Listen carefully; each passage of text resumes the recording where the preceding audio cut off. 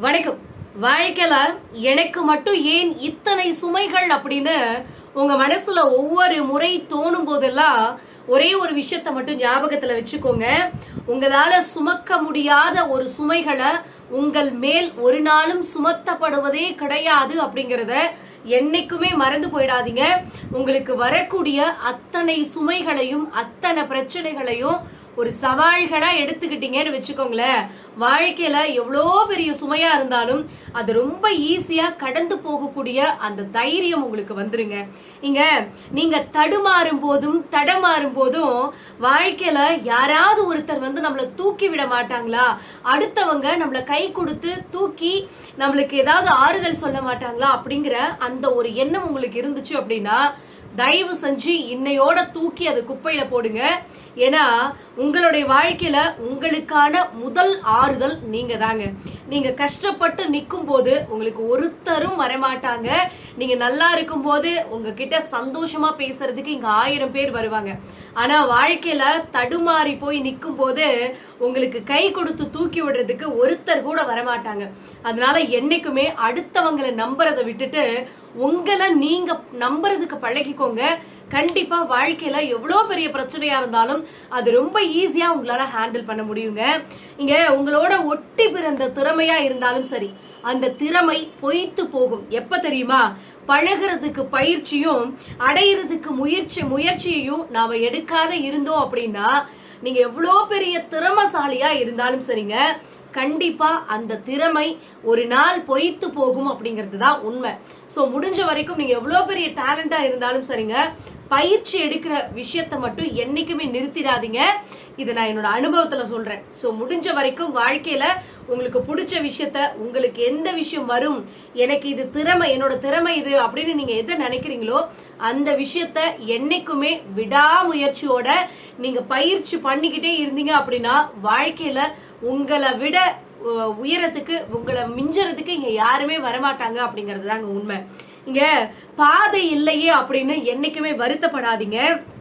வழிகளையும் தோல்விகளையும் அனுபவிச்சதுக்கு அப்புறம் வெற்றிக்கான பாதைய நீங்களே உருவாக்கிக்க முடியும்.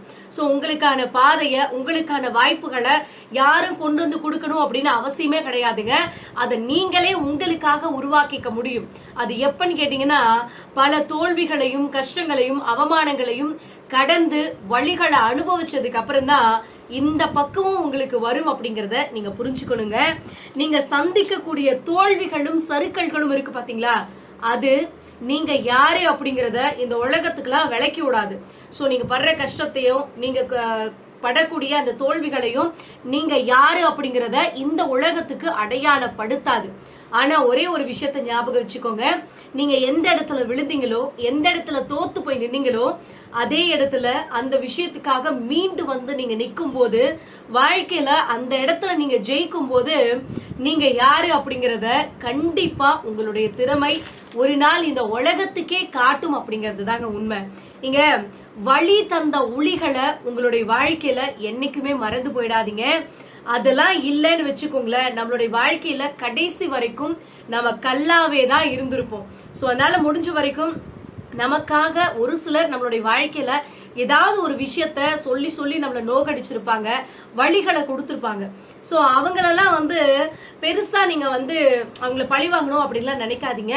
ஓகே, அவங்க வந்து இந்த அளவுக்கு நம்மள டார்ச்சர் பண்ணதுனாலயும் ஏதோ ஒரு விஷயத்துல நம்மளுக்கு வழிகளை கொடுத்ததுனாலதான் வாழ்க்கையில இந்த இடத்துல இவ்வளவு தூரம் நான் பெஸ்டா வந்திருக்கேன் அப்படிங்கிற ஒரு எண்ணத்தை உங்களோட மைண்ட்ல ஸ்ட்ராங்கா ஞாபகம் வச்சுக்கோங்க. இங்க விரிக்காத வரை சிறகுகள் கூட வாரம் தான். சோ விரித்து பார்த்தால் அந்த வானம் கூட தொட்டு விடும் தூரம் தான் அப்படிங்கறத மறந்து போயிடாதீங்க. சோ என்னைக்குமே ஒரு விஷயத்த பண்றதுக்கு முன்னால பயந்து போய் உட்கார்ந்து இருக்காதீங்க. எதுவா இருந்தாலும் அந்த முயற்சி பண்ணி பாருங்க. கண்டிப்பா அது வந்து உங்களுக்கு ரொம்ப ஈஸியா இருக்கும். சோ என்னைக்குமே சித்திரமும் கைப்பழக்கம் செந்தமிழும் நாப்பழக்கம் அப்படின்னு சொல்லுவாங்க. சோ முடிஞ்ச வரைக்கும் நீங்க ஒவ்வொரு விஷயத்தையும் உங்களுடைய பழக்கத்தினால உங்களுக்குள்ள நீங்க கைவசப்படுத்திக்கோங்க. சோ இங்க யாரு கூடயும் நீங்க வாக்குவாதம் பண்ணிக்கிட்டே இருக்காதீங்க. இதை நான் ஏன் சொல்றேன்னு கேட்டீங்கன்னா, இங்க வாக்குவாதம் பண்றவங்க வாழ்க்கையில ஜெயிக்கிறதே கிடையாதுங்க. வாழ்க்கையில ஜெயிச்சவங்க, ஜெயிக்க கூடிய நிலைமையில இருக்கிறவங்க எல்லாம் யார்கிட்டயும் தேவையில்லாத வாக்குவாதம் பண்ணிட்டு இருக்கவே மாட்டாங்க. சோ முடிஞ்ச வரைக்கும் யாருக்கிட்டையும் வாக்குவாதம் பண்ணாம உங்களுடைய வழியில உங்களுடைய வாழ்க்கை பார்த்துட்டு அடுத்த கட்டத்துக்கு போயிட்டே இருங்க. இங்க எதையுமே எதிர்கொள்ளக்கூடிய அந்த துணிவும் மட்டும் நம்மளுடைய வாழ்க்கையில இருந்துருச்சுன்னு வச்சுக்கோங்களேன்.